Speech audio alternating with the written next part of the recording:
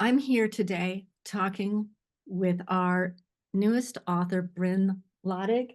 And Bryn, Yes. the author of No Child Left Inside. And Bryn, Yeah. we just released the Kindle version of this book, the electronic version of this book, to outrageous success. This is a #1 international bestseller, which has blown all of our minds. And I don't know. I'm wondering how. That's something that I need your reality check on. Like, 10 years ago, I never thought that I would have built an app. I mean, 5 years ago, I never would have thought that I would have written a book. And 5 days ago, I never thought that I would have written a book that was of any acclaim. Um, but this is your business. Like, tell me, like, is it doing better than you anticipated? Like, how much of this is shocking to I, you? I love I'm that having a question. hard time digesting it. I love that question because let me just kind of walk you through what I see with people in general and Yeah. the book world. So you probably know, like I know, that a lot of people talk about writing a book. Yeah. Right. And Yeah. they'll talk about it for decades and decades and decades. And there comes a point, and I'll ask you later what that the inciting incident was for you, where a decision was made. You made the decision. A decision was made to write a book. And it's this huge step into an abyss, right? Because what does it mean if you write a book? And who do you think you are if you write a book? And what's it going to take away from if I write this book and not do other stuff? Like, you run a big business, and you've got a family. And then what if I put this book out there? What's gonna happen? Because you can write a book and it can go up on Amazon, or it can go up on any of the book writing platforms, or you could Yeah. whatever it is, the book can go up there. But what most people don't understand is, just because you wrote a book, Hmm. and this is a good book, this is a well written, well crafted, well thought out book. Just because you wrote a good book Hmm. doesn't mean that it's automatically going to sell. So what you've witnessed, what you've been part of, is a concerted marketing effort. And I'm very aware of that. I'm so very aware. It's a big deal, right? People think, and it's not that they're dumb people. It's just Yeah. without the exposure, that a lot of this stuff happens organically. Or Hmm. even those people that I help write a book, and they get up, they decide they want to go traditional publishing, and Summit Press helps people write book proposals. Hmm. That's their shtick. Hmm. What they don't get is that there's so much luck involved. Mm. And there's just even what you did, Bryn, what I witnessed is you drew your crew together. Hmm. You brought this group in, and you dared to impose on them. Would you please help me, tell people about my book? Which takes some Hmm. guts, because not everyone's good at asking people for favors. But the way your people crowded around you, the way Hmm. your people shouted out your marketing message, and Hmm. and all of a sudden people started hearing about your book and sharing the news about your book and buying the book. I've been fielding messages from people who are like, this book was written for me. How did you know? Oh my God, Really? really? Oh. And it's friends who come from this weird generational wealth thing. We're like, Mm. oh my, that's kind of my background, and that's, like, I'm worried I'm my kids aren't going to be resilient or know how to do this, and I want them not to feel lonely, and I want them to feel like part of a community. And how do I help them get more skills and develop themselves so they feel powerful out in the world? So the number of people that have been coming to me and telling me that they relate to your story, not just your frame. Wow. Well, I think it's completely overwhelming. I think it's completely mind-blowing. I'm ridiculously humbled. Um, I think I spent the second day of the launch crying the whole day. Um, in the like group, the launch group that we created, there was, I mean, never, I don't think ever more than 4 people on the calls. And, yeah, there's people in a Facebook group, but who doesn't sign up for stuff without any intention of participating? But then when it started happening and people that I don't have a close relationship with started sharing that, like, and the other thing is that so many people in my professional industry shared it. And not, I mean, my industry is really like touchy feely. I mean, right? Like it's therapeutic in nature. And I never thought that anybody wanted ill of me, but the amount that they rallied around this and shared it just made me feel very validated, very seen, very just really heightened within my professional community, because it wasn't just like my childhood friends sharing it, you know? And then being able to go on the news and share the things that I do. I I had like 2 very like strong feelings about it, is that people were like, "You were so good." And they're like, "That's so amazing." But then there's also like people who I've known forever were like, they're like, "That was incredible." And I was like, "That's that's what I fucking do." Like, Right. like, thanks. But also, I've been doing it for years. Like, this isn't new. So it's like some of that where I feel like the book has finally, and I didn't, legitimized or given me some more additional credibility. It's just, I'm still working through all of the feelings. I've known for a long time that I am a good facilitator.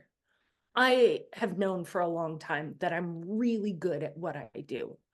But the people that I'm really good at what I do with, are kids. And so they're not the ones who are really like singing my praises or giving me professional accolades, right? Like I do it in a more vacuum because I'm not doing it on stage. I'm not doing it for big audiences. I'm doing it for small groups of students. And I knew I was doing powerful work. And so finally being able to show that and have people see that, and they're like, "Oh yeah, Yeah. you are doing powerful work." I have like these 2 very like gratitude reactions and like, thanks for joining the party. Like I knew. I touch on this one thing. Okay. It's kind of you kind of blew by it, but I think it's a really key point. Hmm. So whenever you are putting a book out into your industry, Hmm. you know that you're writing for an end user. In your case, Hmm. you're writing for educators and parents of kids who are, who are concerned that their kids are a little bit isolated or they're not building any kind of resilience or any real strong social skills or emotional skills just because of the way our society is kind of isolationist. The reader are these parents and leaders of kids and educators who are concerned about kids. And we also, when we're writing, have our peers.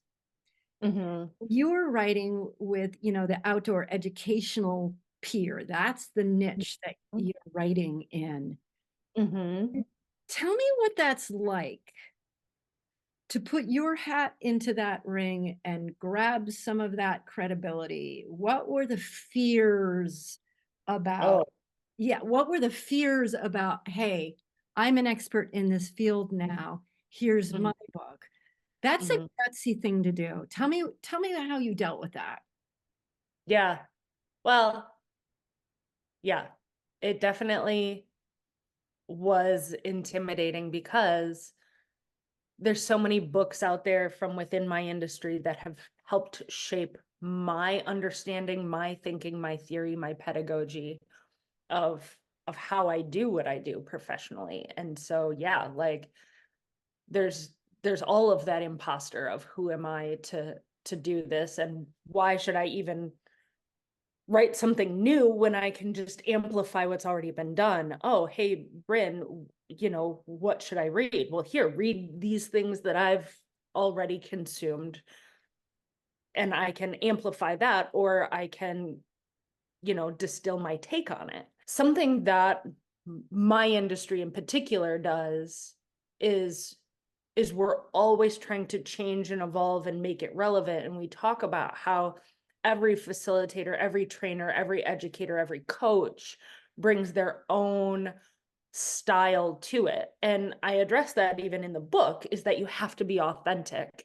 And maybe the way that you say something is going to resonate with a participant differently than the way somebody else does. And but also that it has to be authentic and true to you if you want to make those connections. Um, I definitely, yeah, had those feelings, but also I wanted to make sure that I wasn't just writing another activity book. I wasn't writing another book about curriculum. Um, I think the infusion of my personal story was critical to the people who are connecting with this book from outside of my industry. um, it gave it context. And it is so hard to be that vulnerable. Yeah. And I think You put a lot of you put a lot of yourself, you put a lot of your history, you put a lot of how outdoor activities found you, Mhm, changed you in your life. And we had some great discussions about the relevance of these stories and why these stories were so vital. And it's also really exposing mhm, to put that out there. How mhm. how how are you feeling about that? Have from the beginning and now that it's out there, how are you processing that so much of your story is out there for people to read and experience? There's something that kind of happened during this launch where Rebecca kept saying, like, say it out loud that you're a best-selling author. Say it out loud that you're a #1 international bestseller. Like, say it out loud, say it in the mirror. So there's a lot of aspects of my story that I'm very comfortable with because I say them in my head all the time. The thing that's really hard is to have people say them back to me. And with and thankfully, I gave a TED talk partway through this whole writing experience. And so that was a little microcosm of being vulnerable on stage and getting my story out there. And now it's on YouTube and anybody can watch it, and I don't get to gatekeep it at all. But now with this book, friends of friends are reading it, and the introduction is very personal. And I woke up on day 2 of the launch to emails from people I didn't know saying that they had read my introduction and then they had to go to sleep. And I was like, oh, thank God they didn't read more. But um, it's, again, it's one thing for my childhood friends to be exposed to things, or people that I know and see regularly, where I can control my story and my narrative. And if they like misinterpret something, I can circle back with them. But for it to be out in the world in countries like Brazil and Spain, it's a little bit terrifying. But I guess I also talk about a lot of my personal struggles and connecting with myself and with others in nature. And at the end of the day, what I put in that book is how I feel about myself. And I'm really comfortable and confident in it.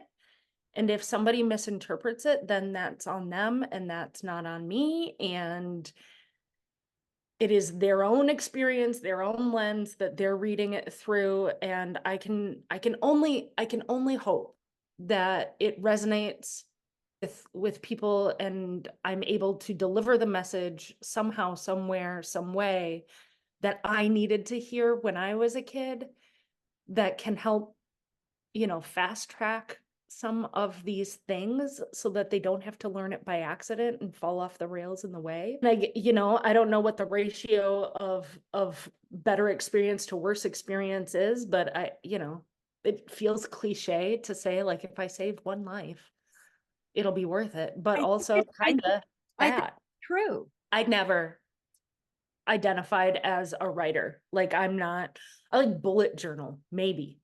But I don't write in complete sentences. I barely think in complete sentences. And so, like, I never identified as a writer or an author. I don't have books of short stories or anything like that. But what I did feel is that I was influencing kids and I was good at what I did. And I wanted to go bigger. I felt like I could have a bigger influence. And so then I wanted to teach teachers what I was doing. So to teach teachers what I was doing, we built a digital platform, and that's Kikori. And even that wasn't enough. It wasn't getting to them. So then it was like, okay, we have to do the professional development, and so I'm doing workshops and doing small speak stuff. And at one point I was like, I have to write a book. And I did not know how. And I, like, spoke it into existence and was like, hey, I'm gonna figure it out. And so I started going to, like, these free webinars, because as soon as you say it out loud or think it out loud, your smart device picks up on the algorithm and you start getting all these advertisements for it.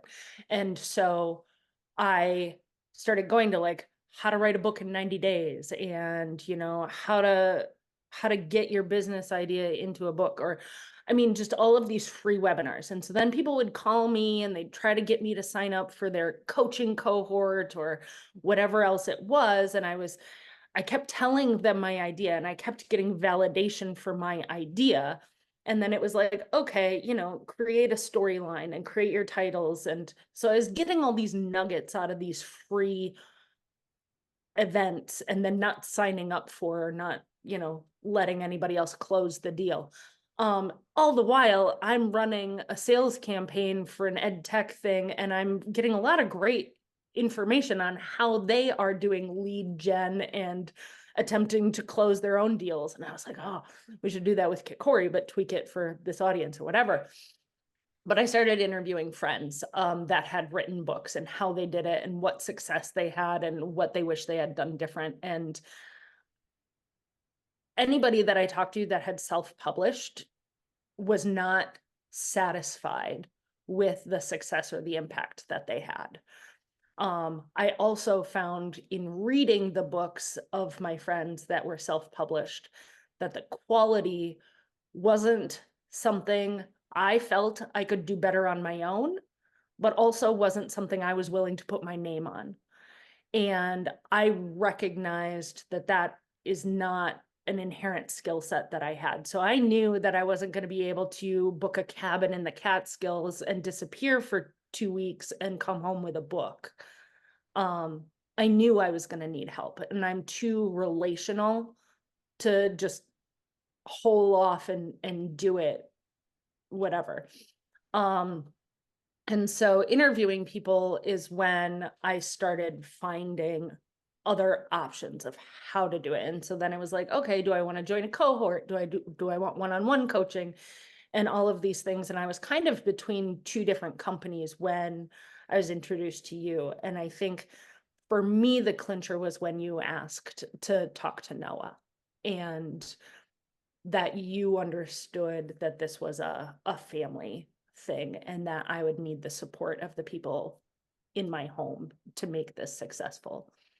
And I think the process of working with you was incredible. And I mean, I was thinking about it the other day. I think we really only disagreed like twice. And I think there was only really one time that you were super frustrated with me.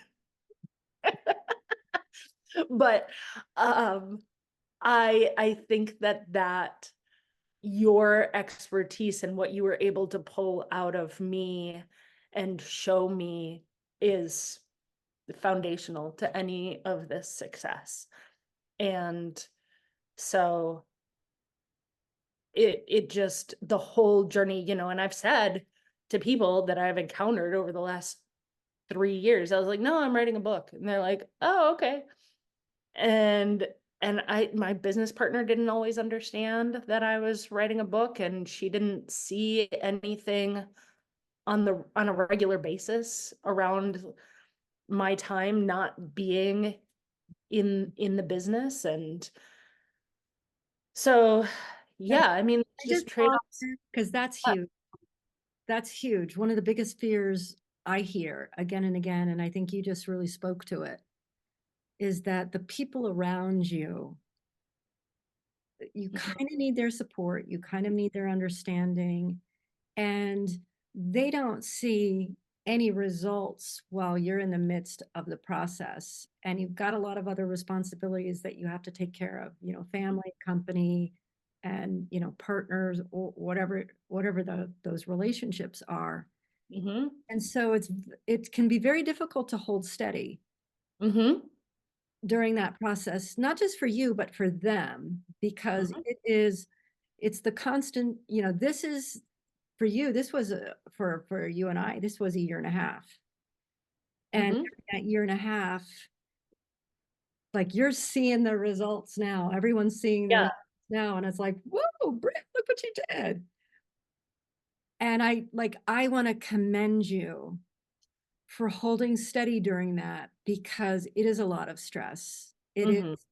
It's a lot of, there has to be focused attention on it. Even when you're working with a writing partner, there has Mm-hmm. to be some focused attention on it. And people feel like that attention should, you know, belong some to them or to some other project. And it is a long-term play. And I love seeing right now, just from, you know, just from the sidelines, the opportunities that are presenting themselves to you. Yeah. It's being on the Well, news. It's people coming yeah. to me, can you get me an interview with her? I need her on my podcast. And like, and these are not just random individuals who need people for their podcast. These are targeted people for in your industry or related industries that now see you as the expert and Mm-hmm. have a book where they can open it up and read it and have great questions and great discussions Mm-hmm. on what they have in their hands. But And you kept me accountable. Like you and Walt and Melissa, like if I was doing this on my own, it would have been so easy for all of these other people who are vying for my attention for me to say, oh, okay, and cave. But because I had this relationship with you and with the publishing house, like there was pressure and accountability in the best way to keep it all on track. Because you know, you definitely had to be like, hey, no more content, like no more influences, I'm not considering any more stuff, like this is enough. And it kept me from going down any rabbit holes, and your experience of having done it before helped me feel comfortable to keep moving on. Otherwise, I think I would have like second guessed a whole bunch of things of like, is it done yet? Is it good enough yet? Is it this? Is it that? And I, you know, and talking to other people now who have written books, and gosh, the amount of people who are reaching out to me now who are like, hey, I'm interested in writing a book and how do I do it? It's mind blowing because there's a lot of people who haven't done it well or successfully. Yeah. And I think they're trying to cut corners or whatever else, but I mean, the biggest thing is like self-publishing on Amazon. I mean, the success that we had blows my mind. And I am very aware that yes, there is luck involved, but there is also a lot of experience that you guys brought to the table that me and my friends, we wouldn't have known how to do it. So, So, so two more questions. mhm, One is about the book. You mhm, are crossing the street with somebody who has your book in their hands, mhm, and you want to tell them the one message that you hope they take away from your book before you make it to the other end of the street and part ways. mhm. What would you tell them? What would you tell them the deep message is in that book? You can change your path, you can change your stars. You know what I would say? Yeah, please tell me. Yeah, because I love your take on it, because I look at it as you can impact Mm, a kid's life. mhm. You can impact a kid's life, and not in the way you think Oh, yeah. can impact the kid's life. It's by allowing them to go through certain challenges Mhm, and mhm, and to help them drill skills and mm, develop an ability to be in a group and feel mhm, useful and feel like they mhm, own themselves and their unique qualities, but and they can be themselves, and that weird self is actually super useful and integral mhm, to a group. So it's like you can teach your kid how to belong. mhm. And I don't think that parents know that. I No. think that that understanding is that how you teach your kid to belong in the world is this great process that can be achieved. It's a system, it's a process, it's a mindset. It's this great stuff that you do with so many communities and so many kids. We had 4 fourth graders over here last night, and and I thanked all their parents when I dropped them off this morning for letting me have them, and then for being okay with my level of risk management, because all 4 of them fell through the ice, and all 4 of them built fire in the, 12 hours that they were at my house. And so we talked about it on the drive home of like, "Hey, what was the best part? What was the scariest part? And, what did you learn and what are you gonna do next time?" And Oh my God, what great lessons. What great lessons to experience that. I mean, even you fall through the ice and make fire as a fourth grader would be like, "Roar." Here's another question. mhm, And I want you to be as 'kay, grandiose as you can muster. 'kay. What would you like to see happen as a result of having this book out in the world? I want education to change. How formal education exists now, it is not working, and we are not doing the next generation or the generation after that a service. Um, I think education needs to systemically change, and I would I would love, love, love to be able to speak to educational communities and to help bring adventure and experiential social emotional skills into curriculums and programs. Um, but I would love just to see education change. I hope that my grandchildren are not in such a structured, formalized, standardized testing situation. That's you've got a big mission. So, call to action.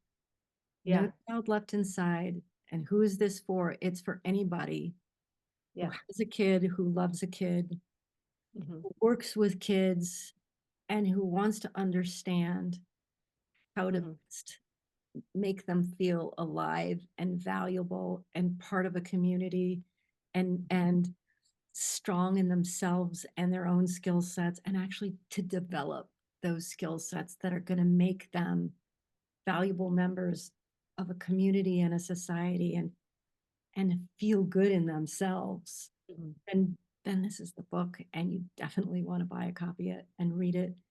And you want to read Bryn's story because it's pretty amazing.